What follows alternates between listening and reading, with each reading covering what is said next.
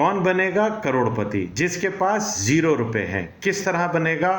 Pointers note कर लें, बात समझ में ना आए तो पूछ लें। नंबर 1, जो शख्स ये चाहता है मेरे पास पैसे नहीं है मगर मैं पहली दुकान खोलूं, और जो शख्स ये चाहता है कि एक दुकान के साथ साथ मैं हर साल 5 दुकानें खोलता चला जाऊं, मगर मैं इस सारे निज़ाम को संभालूंगा कैसे, चलाऊंगा कैसे? मैं तो अपने वर्कर्स पे एतबार ही नहीं करना चाहता। ज़माना है आर्टिफिशियल इंटेलिजेंस का, कंप्यूटर सॉफ्टवेयर का, एआई का और ऑनलाइन डिजिटल सिस्टम्स का। ऐसी सूरत में टैक्स सबसे बड़ी छांव है।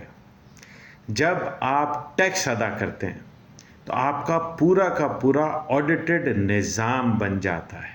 क्या मतलब? आज हम समझेंगे टैक्स अदा करने से हम किस तरह से अपना कारोबार अपने मुलाजमीन से चलवा सकते हैं, और क्या टैक्स हम अपनी जेब से अदा करते हैं या टैक्स कौन अदा करता है। पॉइंट नंबर 1, जब आप कोई सामान खरीदते हैं और वो कैश पर खरीदते हैं और उसका कच्चा बिल पर्चा होता है, ऐसी सूरत में आपको उसका हिसाब रखना मुश्किल होता है।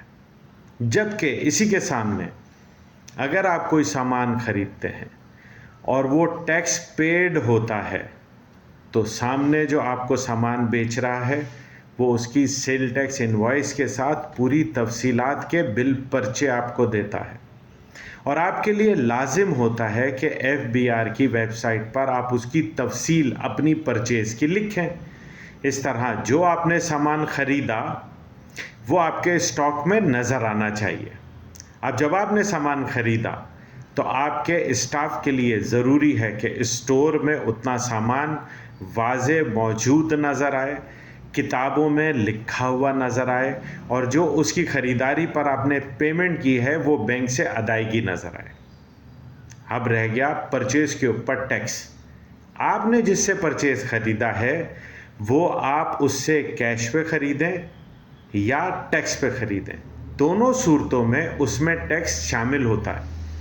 आपने जो सामान ख़रीदा है अगर आप वो टैक्स के साथ ख़रीदेंगे तो आपको 4 आने भी एक्स्ट्रा नहीं देने, बल्कि उस सामान के साथ टैक्स इनवॉइस आपको मिलेगी जो कि आपके FBR में जमा हो जाएगी और आपके टैक्स के रजिस्टर में खाते में चढ़ जाएगी। आपने 1 रुपया भी नहीं दिया, आपका स्टोर मैनेज हो गया। स्टोर के अंदर पूरी किताबें बनानी पड़ी क्योंकि FBR को दिखाना है। इसी तरह पूरी ट्रांजैक्शन आपने रिकॉर्ड करी। इसके बाद जब आप थोड़ा थोड़ा करके वो सामान बेचते हैं तो उस पर टैक्स कौन अदा करता है और उससे आपको क्या फ़ायदा होता है। जब आप अपने स्टोर से कोई सामान निकालते हैं तो आप पक्का बिल पर्चा काटेंगे, उस पर सेल टैक्स अदा करेंगे और उसका रिकॉर्ड FBR की वेबसाइट पे भी करेंगे, सेल टैक्स के रजिस्टर्स में भी करेंगे, जहाँ जहाँ ज़रूरत है वहाँ वहाँ पे लिखेंगे।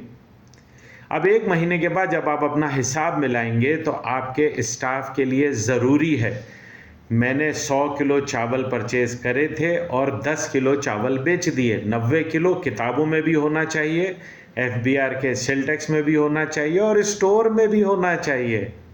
अगर स्टोर में कम है तो चोरी हो रही है, आपको फ़ौरन पता चल जाएगा।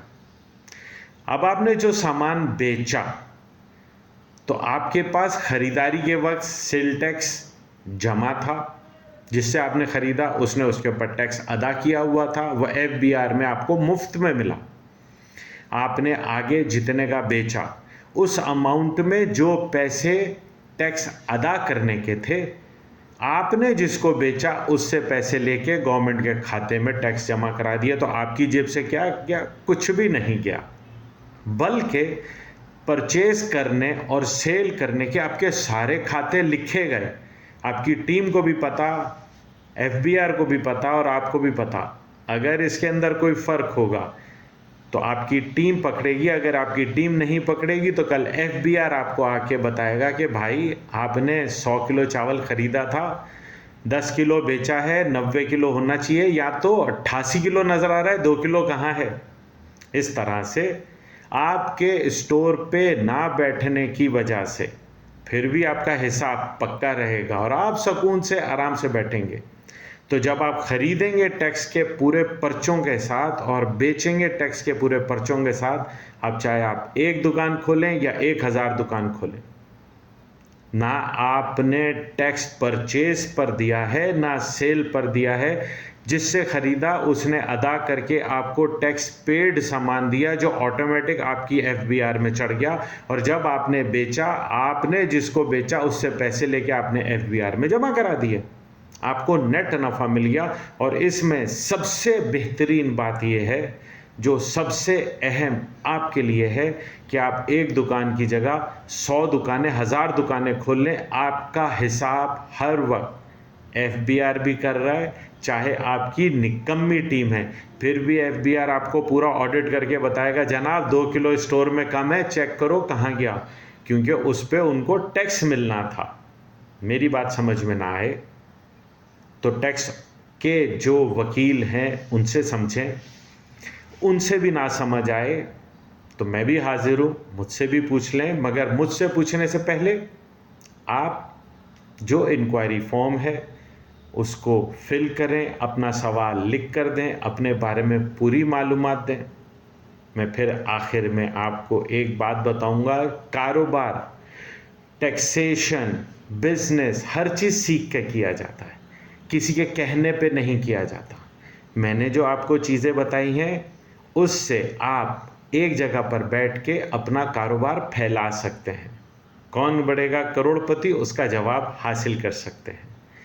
मगर जो कुछ करेंगे आप अपने रिस्क और कॉस्ट पे करेंगे। ऐसा ना हो कल आप टैक्स की कोई ट्रांजैक्शन में गलती करें, एफबीआर आपको पकड़े और आप मुझसे शिकवा करें। इसलिए टैक्स को पहले सीखेंगे, कारोबार को समझेंगे, किस तरह किया जाता है। खुश रहें। Have a nice day.